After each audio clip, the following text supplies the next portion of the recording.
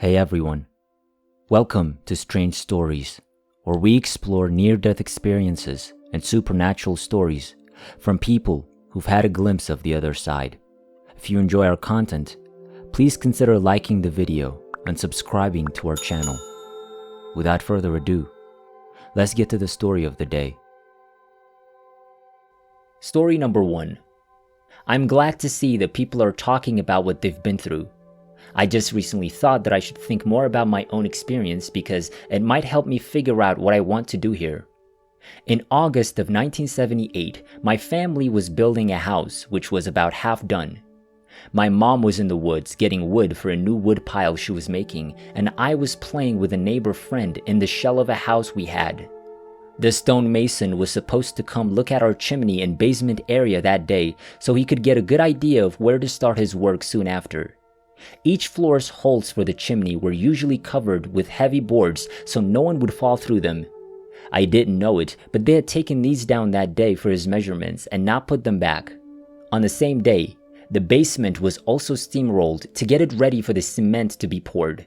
I was going to yell boo at my friend as he came down the top stairs 2 floors above the basement, but instead I fell through the open hole.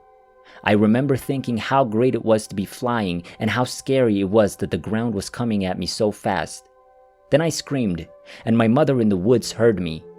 I landed flat on my back, on the back of my neck where the spinal column meets the brainstem. I remember that at first I was very cold and scared. I was in a place that was pitch black except for a tiny pinhole-sized light at the end. I could feel the wind as I moved slowly toward the light.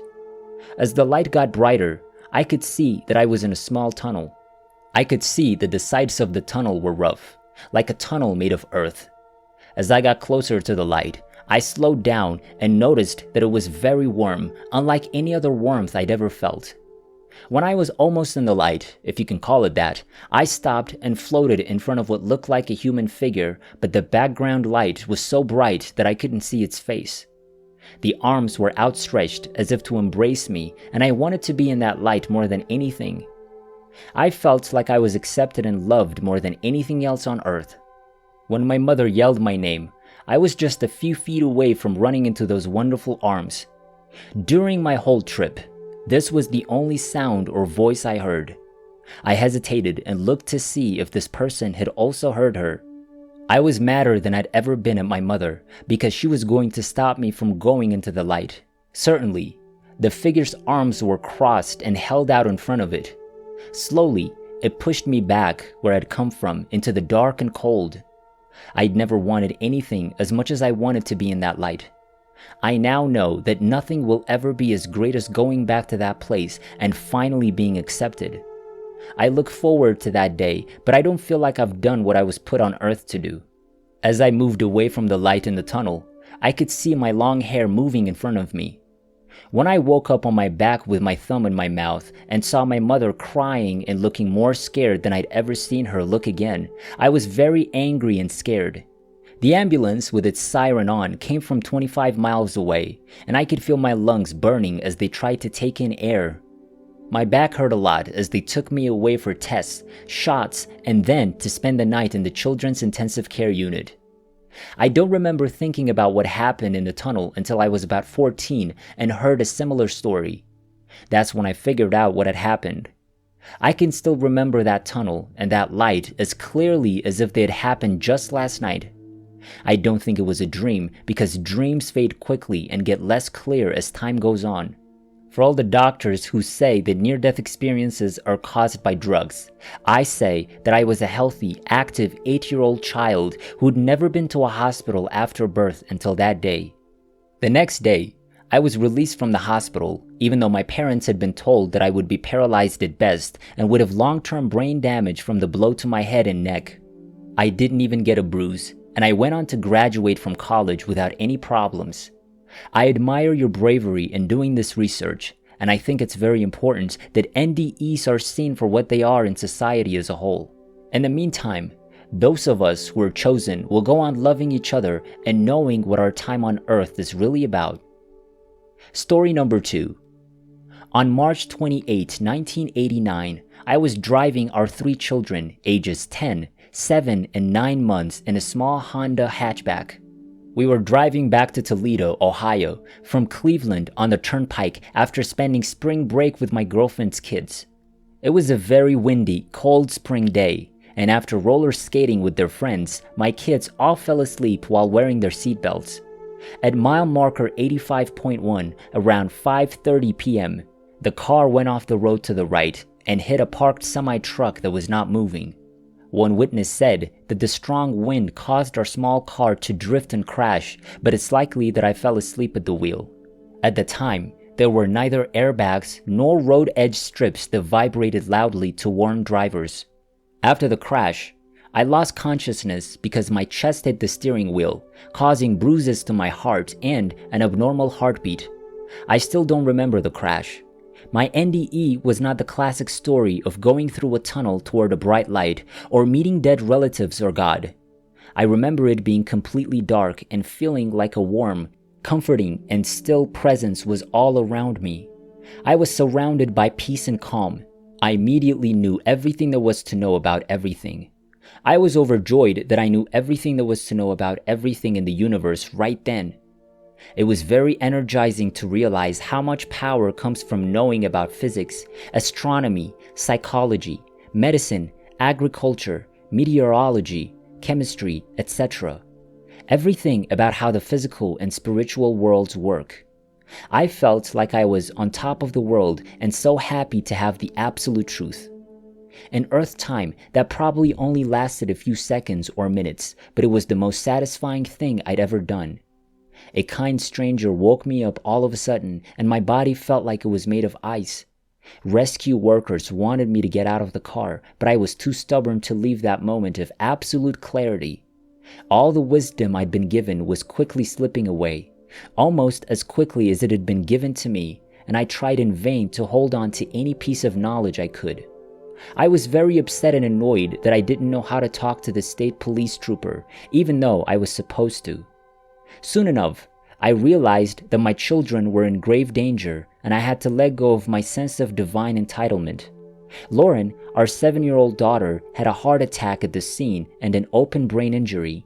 She was taken by helicopter to a trauma hospital in Cleveland. I was a medical student at the time and knew that cardiac arrest in children with healthy hearts usually meant death, unlike respiratory arrest with survival possible. I went into deep prayer state, and I was almost unresponsive in the ambulance, except for the fact that I kept asking everyone about the children and no one would answer. Ryan, our 10-year-old son and co-pilot, was taken away in an ambulance because he had a severe brain injury and stopped breathing.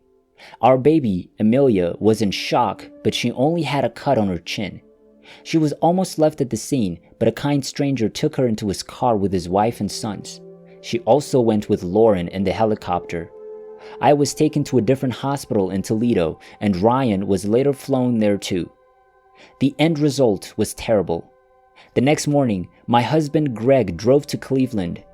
When Lauren was declared brain dead, he had to take away her life support out of love. Baby Amelia was brought back healthy, but she had emotional scars. She quickly learned to smile again and make her parents happy though. Ryan also died of brain death, and we all held him while they turned off his life support. When Ryan stopped breathing and died, we felt like we were wrapped in a blanket of love and compassion. Greg and I both felt a strange sense of calm, and both his death and Greg's experience with Lauren the day before were beautiful. The only way to explain the beauty and comfort we felt on the worst days of our lives is that a loving spiritual being was with us. All of that changed after this life-changing event. George Hover, a counselor who'd also lost a child, helped me deal with my guilt-filled grief. I thought about killing myself and wanted to go with my kids. He showed me the book, Life After Life, by Dr. Raymond Moody, a psychiatrist, which is about near-death experiences or NDEs. These ideas saved me because they gave me hope that my children were still alive in a spiritual realm and not extinct. I came to think that the spiritual world, which can't be seen, was right next to the physical world. When a loved one dies too soon and for no obvious reason, we all want to know why. I realized that there's no answer, but there were signs of this tragedy even a year before it happened. Here are some of them. Around April 1988, Ryan and Lauren started bugging us to find them a church like their friends. We went to about 10 different churches with them in the 11th month before they died. They ranged from the most conservative fundamental Christian church to the Unitarian Universalist church, which was more open-minded. After January 1989, Ryan had 2 times of very bad feelings. One night, he was crying and upset because he'd seen a black figure with a pitchfork outside his bedroom window, and he said he didn't want to die. He cried and asked, "Mom, I'm 10 years old. What have I done with my life?" Around that time, his teacher called us and said that she thought Ryan was sad and not paying attention. Kristen became Lauren's best friend, and every Wednesday night, Kristen took Lauren to church. In her diary from February 1989, she wrote this poem: "Lord, I love you, and I'm glad you live inside me. Please come to me, or if you can't, don't. I'll find a way to find you." About a month before the accident, I had a vague, new, unshakable, and unsettling sense of impending doom that I couldn't explain. 4 days before the accident, Ryan and Lauren, who never fought even with words, got into a short, angry fight when they were playing at a park. We went to Grace United Methodist Church for the second time on Easter Sunday, 2 days before the accident. To strengthen our faith, Pastor Frank Ellis gave a sermon about near-death experiences, or NDEs, and Ryan listened carefully to every word. We all agreed as a family that day to join that church. The day before the accident, I was packing the car for our trip, and all of a sudden, I had the horrible thought that I'd killed a child. I shivered, but because I was in a hurry to leave, I quickly forgot about it. As soon as I put the kids in the car in the driveway, I ran back inside to make a last-minute phone call. I called Grace Church and told them that we had decided to join their church. We then went to Cleveland for our visit. While my friend Sue and I were watching Ryan, Lauren, Katie, and Nick roller skate a few hours before the accident, she told me this weird joke. The French have a saying, "Children are like pancakes. The first 2 usually don't turn out, so you throw them away." I think that the events listed above, and others of less importance, were foretold. I think that these predictions come from the spiritual world, trying to connect with, or maybe even change the physical world next to it. My NDE, the grief work I did afterward, and my work as a pediatrician have all made a big difference in my spiritual life. Almost every day at work, I get to look into the eyes of new babies and see God. My NDE happened almost 30 years ago. I was recently sweeping leaves off our porch when, out of the blue, I thought about this NDE with a new perspective. I think the darkness I felt was my temporary death, and when I needed help the most, it was God in me who let me know everything God knows. I was very shocked by how big that idea was.